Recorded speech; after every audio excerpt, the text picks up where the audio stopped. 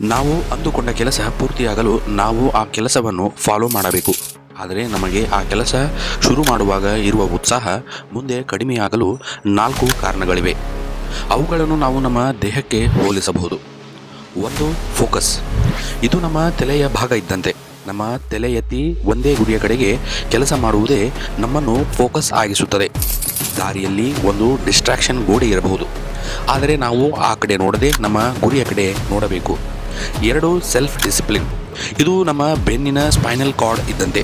ನಾವು ನಮ್ಮ ಕೆಲಸದಲ್ಲಿ ಫೋಕಸ್ ಆಗುವಂತೆ ನಮ್ಮನ್ನು ಮಾಡುತ್ತದೆ, ಏಕೆಂದರೆ ಅದು ನಮ್ಮ ತಲೆಯ ಜೊತೆಗೆ ಕನೆಕ್ಟ್ ಆಗಿರುತ್ತದೆ. ನಾವು ನಮ್ಮ ದೇಹವನ್ನು ಸ್ಟ್ರೇಟ್ ಆಗಿ ನಡೆಸುವುದೇ ನಮ್ಮ ಡಿಸಿಪ್ಲಿನ್, ಅಂದರೆ ಶಿಸ್ತನ್ನು ಬಿಂಬಿಸುತ್ತದೆ. ನಿಮ್ಮ ಪ್ರತಿ ಕೆಲಸ ಶಿಸ್ತಿನಿಂದ ಕೂಡಲಿ. 3. ಆ್ಯಕ್ಷನ್. ಇದು ನಮ್ಮ ಕೈಕಾಲು ಇದ್ದಂತೆ. ನಾವು ಆ್ಯಕ್ಷನ್ ಮಾಡದೆ ಯಾವುದೇ ಗುರಿ ತಲುಪಲು ಸಾಧ್ಯವಿಲ್ಲ. ಬರೀ ಯೋಚಿಸದೆ ಕೆಲಸ ಮಾಡಿ. 4. ಪರ್ಸಿಸ್ಟೆನ್ಸ್, ಅಂದರೆ ನಿರಂತರತೆ. ಅದು ನಮ್ಮ ಹೃದಯ ಇದ್ದಂತೆ. ನಾವು ಯಾವುದೇ ಒಂದು ಮ್ಯಾರಥಾನ್ನಲ್ಲಿ ಓಡಬೇಕಾದರೆ ನಮ್ಮ ಹೃದಯ ಗಟ್ಟಿ ಇರಬೇಕು. ಅದೇ ರೀತಿ ನಾವು ನಮ್ಮ ಕೆಲಸದಲ್ಲಿ ನಿರಂತರವಾಗಿರಬೇಕು. ಯಾವುದೇ ಅಡೆತಡೆ ತೊಂದರೆ ಬಂದರೂ ಹಿಂದಕ್ಕೆ ಸರಿಯಬಾರದು.